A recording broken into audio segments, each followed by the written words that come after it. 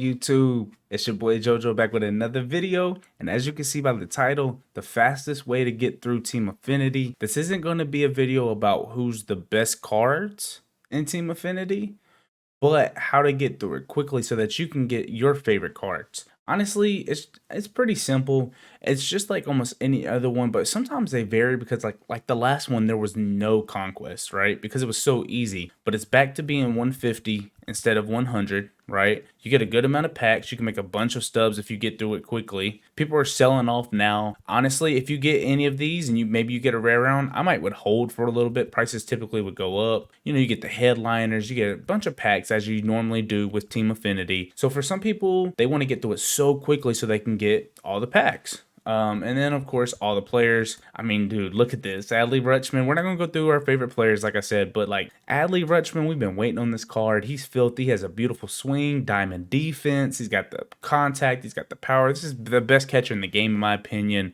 Mickey Mantle is honestly, he looks like a collection card. Like this dude is ridiculous. He looks just as good as his collection card from last year. This card is filthy. So obviously you're going to want to get through. You want to get both of them, and you're probably wondering like, how do I get through this as quick as possible, but also as efficient as possible without wasting stubs, without, you know, wasting any time. And that's what this video is about. So you hit that like button. Let's aim for 30 likes on this video. Comment down below which card was your favorite and which division are you going through. We're going to have a tier list come out eventually on the best cards and which ones to go with for quickly. We may even do that with another content creator. I have somebody in mind that I've been wanting to do this with, and they have a lot of knowledge on the game and swings and pitchers, and I think that'd be really good content. Of course, hit that sub button as we chase 2K subs. We've been grinding the stream, so follow our Twitch. Of course, that'll be in the description. And let's get right into the video. So first thing you're always going to want to do is you're going to want to come here, come to collections. You're going to collect all, right? But what you don't want to do is collect any sellable cards. So like you see these breakout cards, I have 2 of them. I can collect those, right? Because I have another one that I can sell.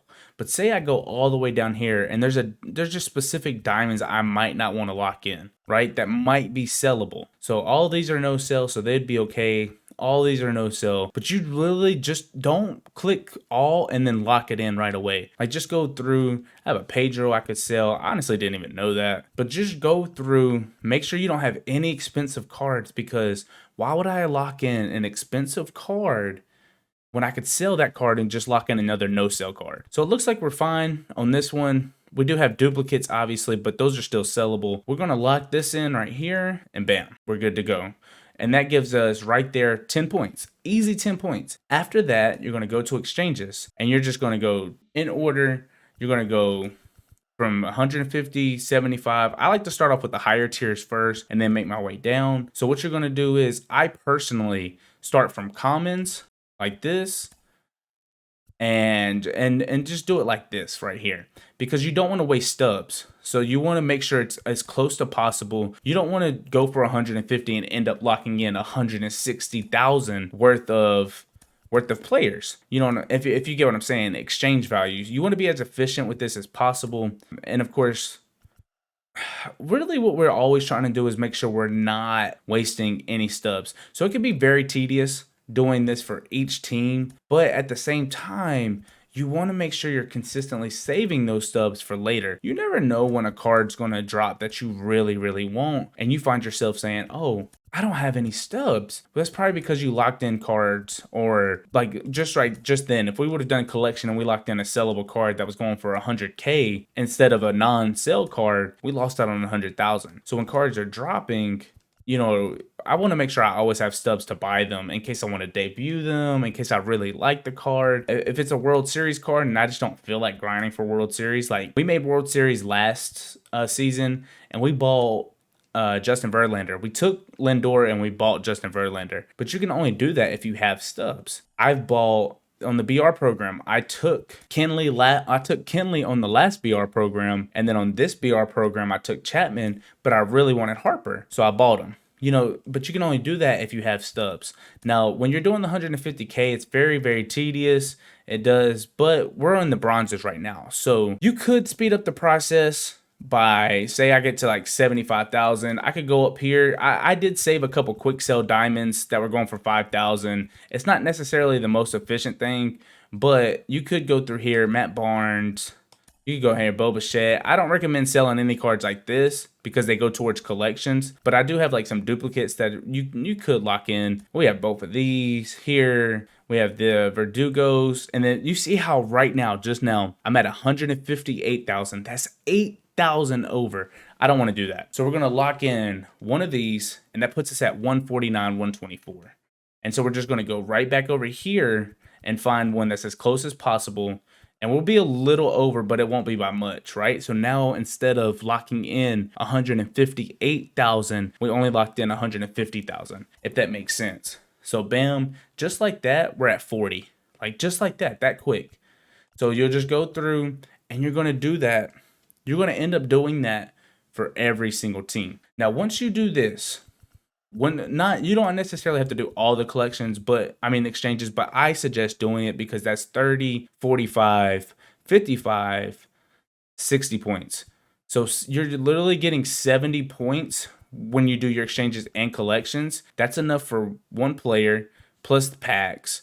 And then what you're going to do from there as you get that done is I suggest sticking with divisions. So I would do AL East and NL East together, right? And the reason I suggest that is what you're going to do is you're going to look at these missions and say you take Rutschman as your one player or Mantle, and you see they have these missions, right? Plus this right here, the repeatable plate appearances offline, not online, but offline. So you see you got flashbacks and legends. You have anything with these teams right here.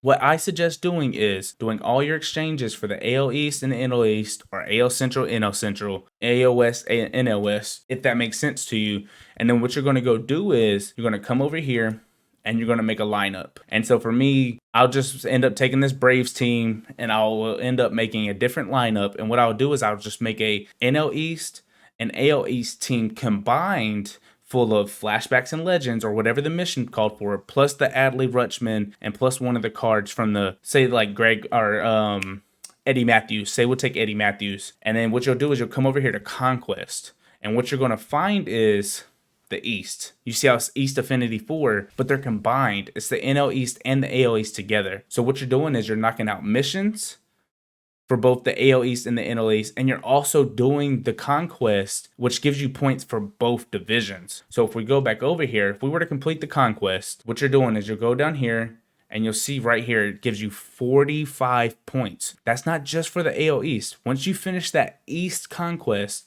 it gives you 45 points for the AL East, 45 points for the NL East. And that's going to unlock your next player. And then from there, all you're doing is just completing missions. So as you're unlocking players, as you're getting those done, I suggest going over to doing the AL Central, NL Central, but leaving in the mission players. I'm saying like Boggs. Say you unlock Boggs next after Rutschman. Leave him in that lineup with the next one. That way you're still completing the AL East all the way through. Now, if you still have questions, put it down in the comment section. I know it can be a little confusing, but that's my suggestion. Collections first, all your exchanges, and then putting together a lineup for these divisions together. Keep them together because that's what's going to complete them together as you're doing the East Conquest. That's 45 points each division. Central Conquest, 45 points each division. West, 45 points each division. And you'll find yourself almost done just like that. And then from there, if you still aren't done, then you can do